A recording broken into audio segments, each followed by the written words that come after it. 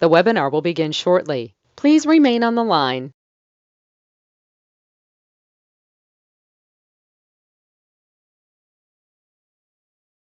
The broadcast is now starting. All attendees are in listen-only mode. Welcome everybody to today's webinar, Turning Around Inefficient Facility Management Processes, a journey to best in class. My name is Evan Hill and I am on the product marketing team here at eBuilder. Super excited about today's conversation and presentation. We've got three really smart individuals who are going to give us a thorough walkthrough of their journey, of how they went from really system and process inefficiency to really revolutionizing their digital processes, all those siloed systems into a consistent area where they can rely on the data that they're visualizing. I'm actually going to read the abstract for today's webinar, just so everybody is aware of what types of things we're going to be talking about on a more granular level. It's no secret that healthcare systems sometimes lean on outdated software and technology to power its operation. Until 2016, Yale New Haven Health, which is Connecticut's largest healthcare system, has been relying on disconnected systems to power new projects and manage its facility networks. 2016, Yale selected eBuilder to power its project management discipline. Fast forward to now in 2021, they've won several awards for healthcare facility management. This is going to be a really thorough conversation, like I said, diving into that digital transformation and the efficiency gains they made as a healthcare network. Like I said, my name is Evan Hill. I'm going to be the host for the guiding of this conversation. But before we jump into the content, I want to do a small introduction of our guests and cover a couple of quick housekeeping items. The way this is going to work is it's going to be about 30 to 40 minutes of a presentation style, and then the last 20 minutes will be an open Q&A session for you to interact with all of us. If you are attending this webinar, you may see on the right side of your screen with the GoToWebinar functionality a questions like little bar. You can click on that and submit your question there. I will keep an eye on it throughout the entire webinar, and we will answer those questions at the end. It is first come, first serve, so to make sure if you want to get your question answered, make sure to put them in as quickly as possible. With that said, we've got three presenters, Stephen Carberry, Ann Monks, and Matthias Ebinger. Super excited, folks, that you guys joined us today. I know you guys are all super, super busy professionals. So with that said, let me just go round table here. Stephen, I'll start with you, and then Ann and Matthias, you can follow. Stephen, why don't you give us a little bit of insight into who you are, your role, and your profession? Sure, thanks, Evan. So as Evan said, Steve Carberry, I'm System Vice President for Facilities Design, Construction, and Real Estate for the Yale New Haven Health System. We're based in New Haven, Connecticut, and we'll talk a little bit more about our health system as our presentation goes, but we manage in corporate facilities our Facilities Design Construction Group, our Facilities Engineering Group, also our real estate management group, and regulatory compliance in the environment of care, and also environmental compliance as well. So that's who we are, and I'm going to turn it over to Ann, who's part of our team. Hi, my name is Ann Monks. I am the Director of Facilities Digital Optimization for Yale New Haven Health. And my team manages all the software, data integrations for the corporate facilities department. Matthias? Hello, my name is Matthias Ebinger. I am with Enstoa, a specialty consulting firm that advises owners like YNHH with the digital transformation of the built environment. So we work with facilities departments to implement project management, asset management, space management softwares. And I've worked with Steve and Ann over these years to be a partner in the transformation of the department. Thank you to all three of you. Like I said, again, I know you guys are busy. And if you want to just go to the next screen, we are going to cover a couple of quick housekeeping items like I had mentioned. Like I mentioned earlier, the questions bar, please type in your questions as they come up throughout the webinar. I will keep note of them. The second item is today is recorded, so if you need to leave early, no worries whatsoever. You will receive a link to this recording in your inbox, in your email inbox after it's complete. You can also find it on the eBuilder website, and you will also receive a certificate of participation in your email. So with that said, everybody's probably sick and tired of me talking at this point, so I'm going to go off the camera along with Ann and Matthias, and Stephen, we are going to hand it off to you first, and then Ann and Matthias will follow shortly after. And then we'll see all of you at the end for the Q&A session. Stephen, the mic is yours. All right, thank you, Evan. So as you can see, this is our agenda for today. Our digital transformation. How did we get to where we are today? What systems we selected? What is data-driven management? Why is it important? And then, as Evan said, we'll get to the Q&A session as well. So, and if you go to the next slide, okay. So the aha moment. What was the aha moment for me? We formed corporate facilities for Yale New Haven Health back in 2012. We were just a group of 3 hospitals at that point in time. In 2012, we added the St. Raphael's campus, which brought us to 4 campuses, but Yale New Haven was 1 hospital, 2 campuses, but 1,541 beds. So it was one of the largest academic medical centers in the country. So, we were managing, capital budgets anywhere from $300 to $400 million a year. So that was a lot of fun. But the aha moment came when I attended a seminar, met Jordan Cram from Instoa. He was given a talk about facilities data optimization and why it was important. And at that point, it's probably the first time I attended a seminar like that. And you know yourselves, if you go to a seminar and maybe you get 1 or 2 aha moments there, it's worth the trip. Well, this was definitely worth the trip because I understood about 3 out of 4 words Jordan was talking about because he was really the deep end of the pool. But what his message was facilities management departments by and large across the United States were really working in the dark ages. And where could you go if you had really great data, not only on capital projects, but space and your maintenance management? And it really lit a fire under us. And I came back, and as both of us were from the New York metropolitan area, I said, we need to get together and talk. I've got my hands full here, and we're a growing system, and we need to move forward with some of these initiatives. So that was really worth the cost of that airplane ticket. So Ann, if you go to the next slide, a little bit about Yale New Haven Health. We're now 7 main campuses, 7 hospitals across southern Connecticut, up and down 95. Greenwich Bridgeport Hospital, Milford campus in Milford, Connecticut, York Street, and the St. Raphael's campus, now as we refer to them. Lawrence Memorial out in New London, and Westerly in Rhode Island. So each one of those has also large outpatient centers. We have about 7 large outpatient facilities attached to each of these. And as the dashboard there says, we've got about 362 properties that we also manage. So you can see that we've got our hands full there. Okay, next slide. So the challenge, as we started to grow, it became very clear that we really didn't have our hands on a lot of things. We had 7 campuses, we had 7 different maintenance systems, but we were managing a fairly large capital budget, and questions started to get asked, as probably most of you. We think you guys are too expensive and too slow. We need to do more with our capital.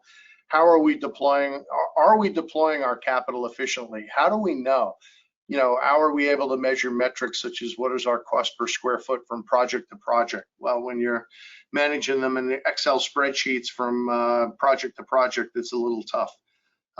Every site had a different way of managing capital. We didn't have a unified capital project process at that point. So our teams were very inefficient, and we really didn't have one centralized way to manage everything. And we really didn't have an idea of what our square footage was. We had tribal knowledge, we had a lot of paper documents, and we knew that that was something we needed to get our hands on. A lot of departments required accurate space information from us as well. So that was the challenge that we had in front of us. So next slide. This is actually a picture I took of my desk as I was going through one of our capital preparation cycles. And, it just, all this information was coming at me. I had to level set all of this, and I finally laid it out and took a picture of it, brought it to my boss and said, listen, this is untenable. We can't continue on like this. I need to get some money together, put a business case together to make a case to really organize this and move into the next digital step, if you will. And he got it. I sat and talked with our senior VP of finance and our CIO, and they were all very supportive. This probably was going to be one of the biggest moments where we, as a facilities department, spend a sizable amount of money on us as a department. We're great at spending other people's money. We manage projects, but we don't spend a lot of money on ourselves. And this was really building a business case as to why this was going to be important, what was going to be the ROI, what was going to be, the advantage to the health system to do this. So next slide. So the first step that we did was actually we reached out to Enstoa to help us put together a business case. We started to map out our current processes for capital. How are we handling things? And this really was a trifecta. We'll spend time on the capital project piece, but as you can see, we also knew that we had to deal with engineering and we had to do with space. They're all interlinked, they're all connected, and we'll show you how we've managed that process. But on the capital project side, we really needed to manage our process and outline where we were going so that we knew where we were going to go as we move forward to select a new software product to help us get to the next step. Next slide. This is also, very helpful to map out, as we said, what were the systems we had in place. As you can see, we had different ways of taking work orders in. We had 7 different maintenance management programs across every system. We were relying heavily on a program called Strategize to manage our capital project input. At the time we were on Lawson, Strategize and Lawson talked to each other, but that was about it. And that was a finance-based program, which provided very little value to us as the facilities department to really pull accurate project data. So we were running off, as you can see, the Maury budget spreadsheet. Maury was a project manager who developed a pretty good project tracking sheet for us, but really didn't talk to anything. And so, and using Microsoft Project off by itself, also independent, all of these are independent standalone pieces of software. So, that's what our legacy was at that point in time. Next slide. So we really realized that all of the facilities data was interrelated, not only with what we had to do, but you look at how it ties into the electronic medical records, certainly our enterprise-wide financial systems. And we were really behind the curve that we did not have a good system to tie all of this together, and people were relying heavily on the data that we provided. So we quickly realized that the facilities management world was linked through big data in a way we had not thought of. And I will tell you, we've recently come back from the American Society of Healthcare Engineers meeting last week, and this journey is going to continue. We're continually looking at how we can optimize the data going forward. Once you have good data, that's a springboard to doing more and more with it, whether you're looking at risk management or regulatory issues. It's really the foundation for having good data to move your organization forward. Next slide. So we've, this just shows how we were mapping out for our team and our steering committee, which I mentioned before was made up of finance and IT and our members, real estate team. you can see our asset and space management group that we were charged with maintaining. All of our corporate financial systems in the middle of this, our capital project management, all of this is linked together, and you can see down in the lower left corner, a facilities management data mart where all of this information came together in a raw data form, and then we were able to pull that data and do something with it, which is really the secret sauce to where we're going on the journey. So next slide. So what was the value proposition? This project initially cost us about $6 million to put together for all of the departments and all of the components. But how are we going to get that return on investment? And I think this is where Instoa and once we selected our software, project management software with eBuilder, we were actually able to explain how we were going to pay for this. And I was very skeptical at the beginning because we talked a lot about being able to collect and reuse latent capital. And I'll be honest with you, latent capital was not a term we threw around in our health system. I think few really recognized what it was, but I will tell you that once we were able to generate a single source of truth, our numbers and finance numbers all tied together with our budgets and our cash flows, and we were able to manage all of our cost and schedule drivers accurately now, and standardize the project delivery process across the entire health system. So we had gone to a centralized capital budgeting system. We now had a centralized project management software platform that we could match up with that, and it talked to each other. eBuilder talks to our Infor information system, which still talks to Strategize for other uses. But because that all interrelates, we have a single source of truth. We're able to then generate a 7-year capital plan by inputting projects into eBuilder and capturing that as that single platform. And it captures all of our portfolio needs, our infrastructure renewal needs. But the real secret to all of this and the value was as we managed our projects going forward, we were able to bring projects in on time, under budget. And once we brought them in under budget, or we got a good buy, we knew that we would be able to turn back some contingency back to the capital committee, that centralized system capital committee, and give them money back that they could redeploy in that fiscal year for other uses. The first year we put this project in place, we saved about $8 million. So it easily paid for the investment of all of these software programs that we had to do, and the system was able to redeploy that. I think that was the aha moment for the system to say, we've really taken this to the next level, and that continues on as we move forward. The last point before I hand this off to Ann is during COVID, March of 2020, for most of you in healthcare, that's about the time the world came to a halt. We were told by the Connecticut Department of Health to put all 130 projects we had in motion on hold. And I can tell you that without having a program like eBuilder to manage our projects, there's no way we would have been able to manage that and keep our sanity. We were able to quickly get a handle on where we were with our projects, our spend, our outstanding commitments, what money we needed to keep projects safe during the hold period, and what we were doing to readjust cash flows for when we eventually restarted. So we had truly accurate data that everybody in the organization agreed to. So that was a lifesaver for our FD&C team, and our finance team as well. So I will we'll move to the next slide, Ann, and I think I'm going to hand it over to you. Thank you very much. All right, thank you, Steve. All right, so I am going to walk through our system selection process. And, the first thing we did was identify our goals and drivers. So, why are we doing this?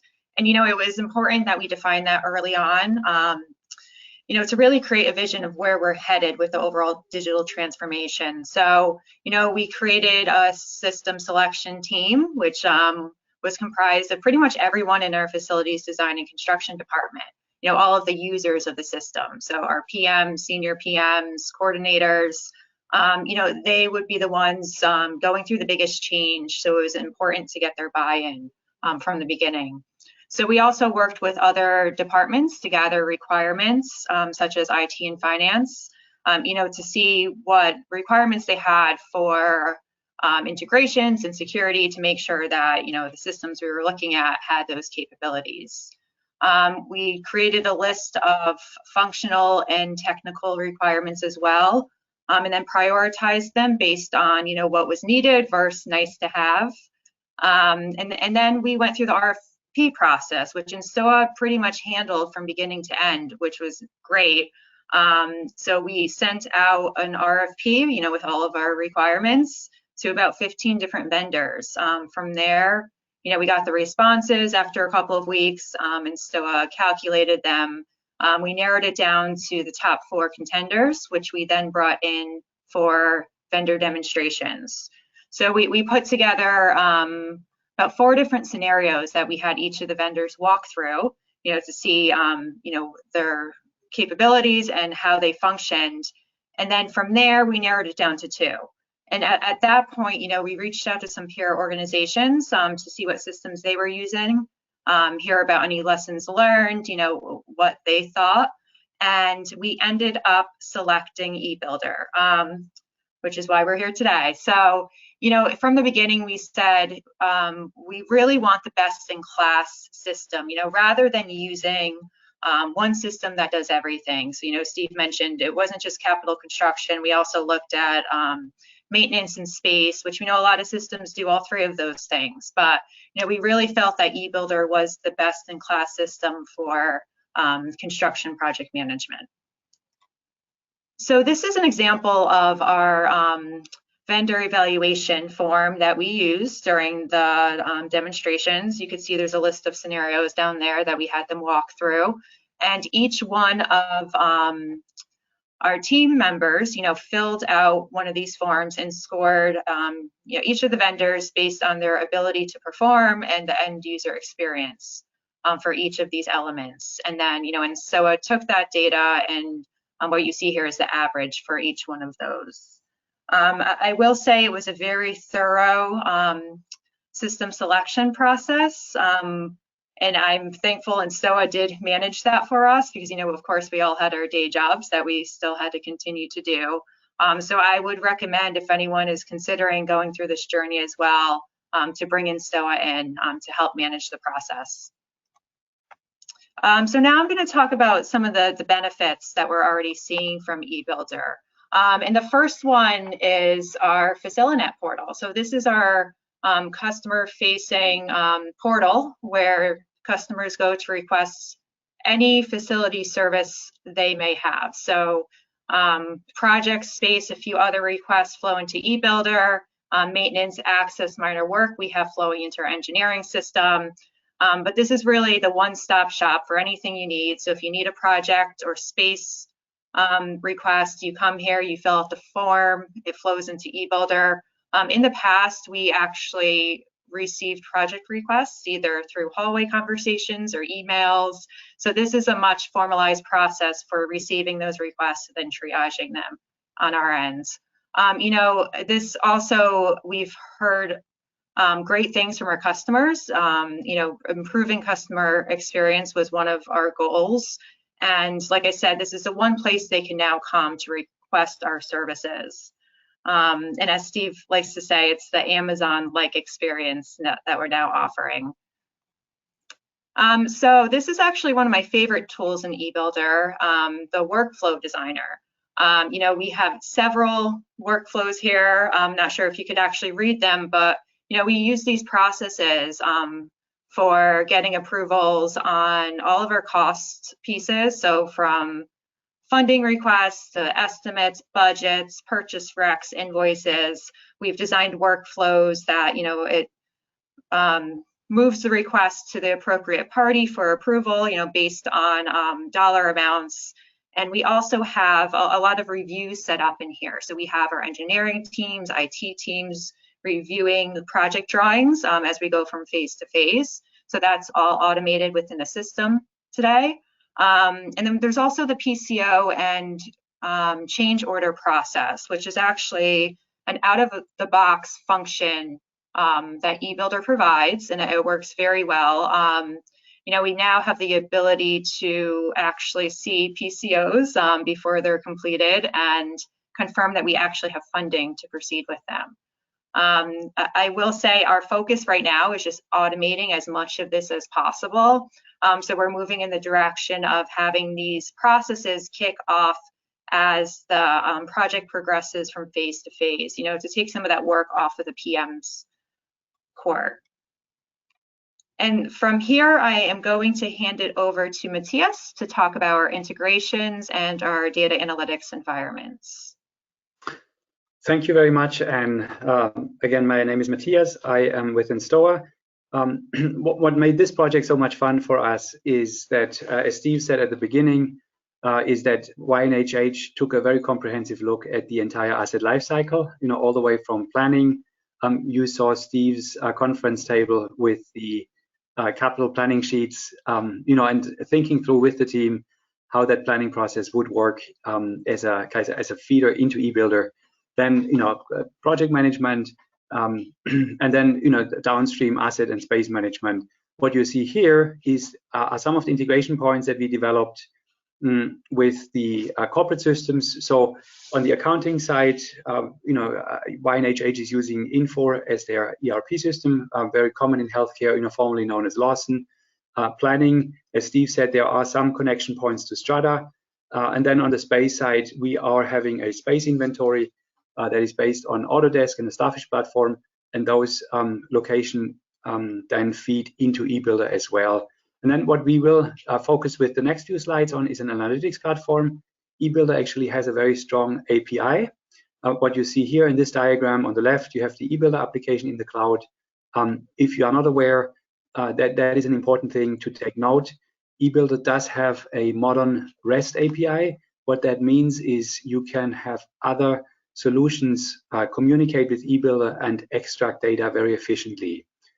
We have worked very extensively as a supporting consultant with that REST API, and what you will see on the next few slides is a data warehouse and an analytics tool that wraps around eBuilder. So this is the analytics platform that covers the capital construction world. There are dashboards then also for engineering and for space. This is capital construction, and you see here in one screen all of the total project volume that is in work and active within the hospital health system. And then from there, with a few clicks, you can drill down and see how this breaks down between the different delivery networks.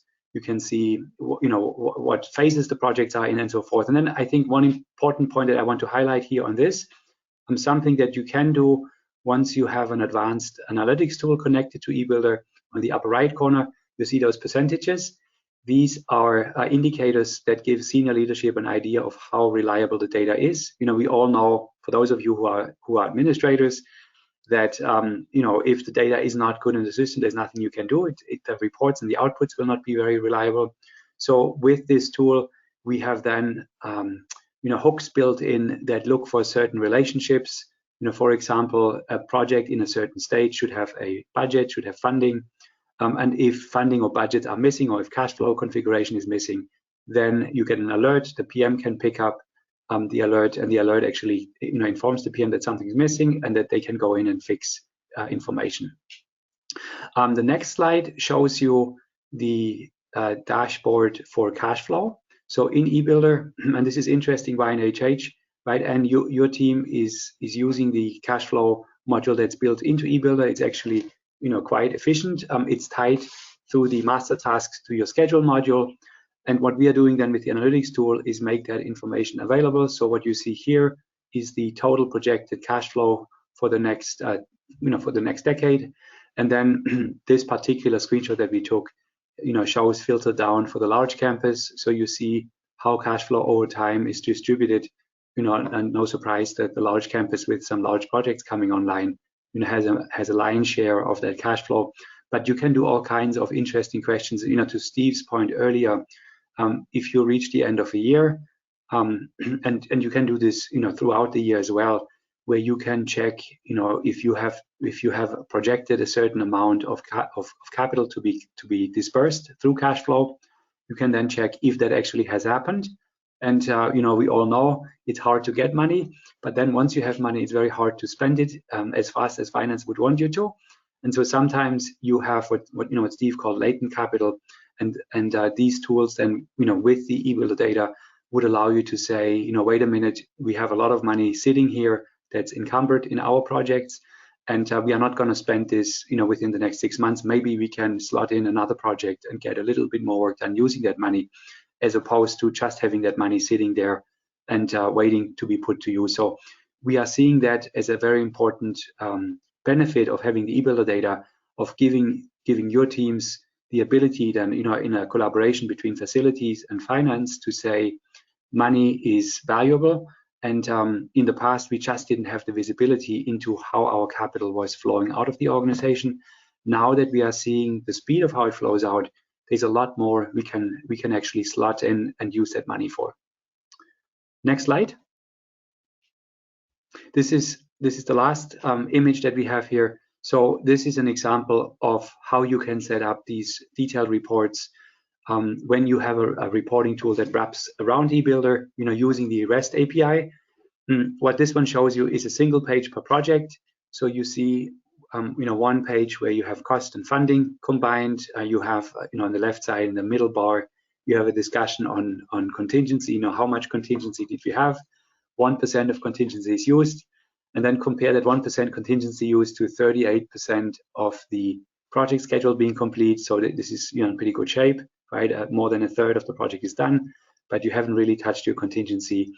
And then you have all of the milestones that are, YNHH uses master milestones to track key elements of project delivery across all of their projects. So when you run reports and you want to see, in a certain hospital, when does the dust start, when does construction start, you can very easily drill down and say, show me all construction start milestones across a certain site or across a certain, client.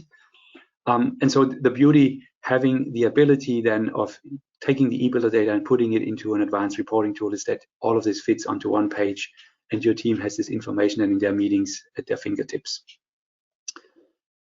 Next slide.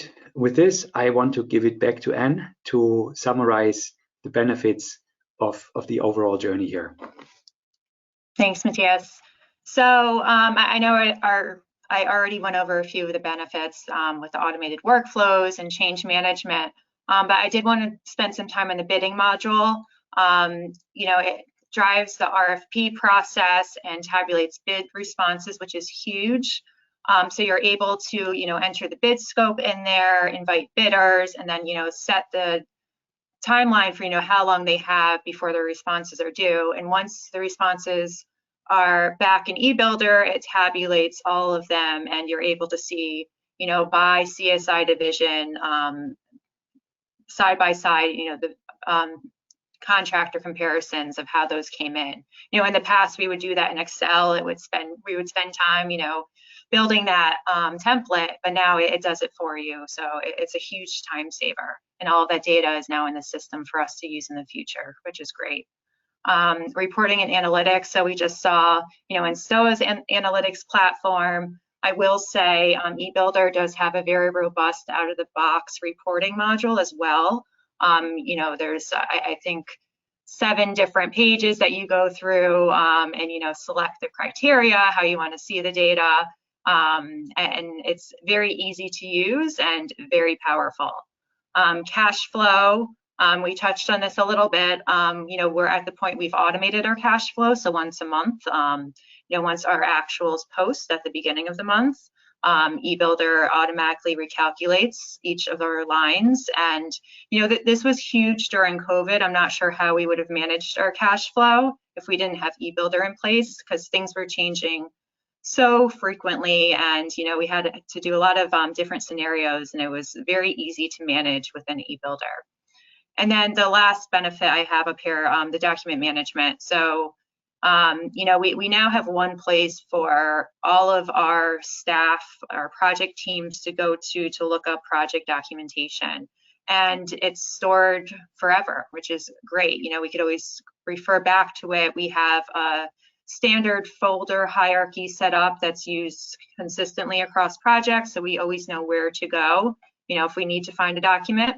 And within the processes, you could, you know, define where documents get uploaded, whether it's started by the contractor or architect. You know, they don't have to go searching for the correct folder. We could predefine that. So it's a very powerful tool as well. So that's actually all I have. And with that, Evan, I'll hand it back to you. Yeah, perfect. Thank you so much, Anne and Stephen and Matthias. You guys can all come back on camera. And actually, yeah, you could just leave that slide up. I've got a couple of questions that I want to go through from the audience. If you have not gotten your question in already, please put it in now because we are going to hold firm to about our 45-minute time deadline that we set on ourselves. Stephen, the first question is aimed at you, and I know you talked a little bit about it already, but could you talk at a high level how you were able to justify the cost of eBuilder in relation to not only the time savings you've experienced, but also the budget savings you guys have experienced at Yale New Haven? Sure. So I think the biggest catch-all was the latent capital redeployment. I mean, the ROI for this system and how we would pay for this was an eye-opener for, I think, the finance department, ourselves, and certainly my boss, who's the CEO of this president of the system. It certainly caught his attention, and you know, there's never enough capital to go around. So when you can come up with a system that says we're actually going to give back money, not only will it pay for the entire FD&C staff that manages this, but all the software, it all of a sudden the lights went off for everybody, and lights went on for everybody, I should say. And you know, it made the case right there. And I think you know, that was the help for having you know, good consultant on board to help us make that case, as they had done at other facilities, and we had double checked that case at some of our local folks who had done the same thing, and that was the case. So that's the hook. That's the hook that gets you to pay for this, right there. So I've got a follow-up question to that, and it's a little bit of a reflection point if you're comfortable answering it. Obviously, you guys chose to go with eBuilder. Were there any lessons learned, I think, that you learned in retrospect going throughout this process, implementation, adoption internally? Is there anything you would recommend to similar healthcare systems looking to improve their digital processes? Any mistakes made along the way, potentially, basically? Hopefully your bosses aren't listening. No, I don't think there were any mistakes. I think we've talked internally about the order that we put everything in place. You know, we spent a lot of time identifying assets in what we call, you know, buildings and assets within the building that we own. And I think one of the things that we found is we did the maintenance management module first. You know, we had some regulatory issues that we had to overcome, and you know, we thought that we would just pick one of the systems that we had in place and expand on it. That was not the case, and we realized, talking to the vendor, you know, FSI that we work with, you know, they had to restart and rebuild every, you know, inspection, testing, and maintenance policy procedure that we had to do, and rename everything that we had in a consistent way across, you know, all of the campuses. And I think, looking back, and I think Matthias would agree with me on this, we would do the space module first, because that's the foundation of all data that goes into not only maintenance management, but also project management. You know, we sort of did it in reverse order, but it was by necessity. You know, we had a regulatory issue, then we had to pay for this, and now we're dealing with the space issue.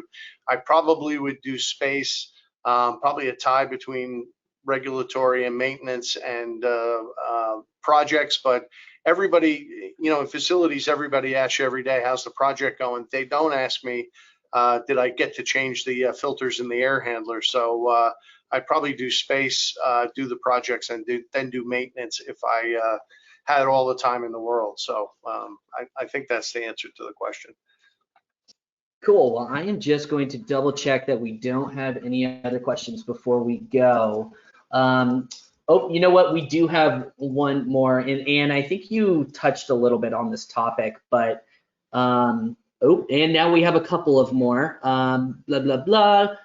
Ooh, this is an interesting question. Actually, I'm going to pivot to this one, and it may be a Stephen or an Anne question. We'll figure out shortly. Great way to identify an issue and provide a solution. The dashboards look great and all on one sheet. Who else? How tailored is the system to your business environment? And was there a large gap between vendors in quality and cost? So I know this, you might not feel comfortable answering the second part of that question, but feel free to answer however you feel appropriate. So as far as the system being tailored to our needs, there's not, I would say, no customization. That was something, that we said in the beginning, from advice from our IT teams. We don't want to customize the software. So, everything that we did in there, it was out of the box functionality. And, I would say the piece that we configured the most would be the workflows. So, and then as far as the vendor piece, I don't want to get into the pricing side of things, but functionality, everything was there. I think eBuilder just seemed to be a bit more developed than the other systems. And, as that being said, you guys are experienced over the past 2-3 years. You are very adaptable, and you change as the industry changes. So that's something that was important to us and that we looked forward to when selecting the system. Stephen, anything you want to add there? No, I think Anne really captured it pretty succinctly. All of those points I was going to bring up, especially the customization pieces. We stay away from that. That was important. Price. We decided early on we were going to do what's right for the organization. I mean, we're a $6 billion healthcare system. We weren't going to make a decision on, based on price. We knew that this was a long-term investment. Let's do the right thing. And it was also the other piece that was critical. I tried to stay myself and a few of the other members of the steering committee out of the selection process. We really let the people who were going to use not only eBuilder, but the maintenance management program, they're the ones who were going to use it. We really let them have a big say in what we selected, because if we knew if we forced a solution on somebody they didn't want, it wasn't going to get used and wasn't going to get maximized. And I will tell you, our team has just, really enjoyed, getting everything they can out of this. And, it's really been gratifying to watch. That is a perfect wrap up. Stephen Carberry, Ann Monks, Matthias Ebinger, thank you so much for today's presentation and conversation. This was insightful. It was, it's awesome to hear about the journey you guys have gone through, being, what Connecticut's, I think, largest healthcare system provider. So glad we can partner with you guys, and we look for many years to come with that. But with that said, this is the conclusion of today's webinar. Like I said in the beginning, you will receive a recording of this to your email. It will also be available on the eBuilder website. With that said, thank you everybody for attending today, and we'll see you next time.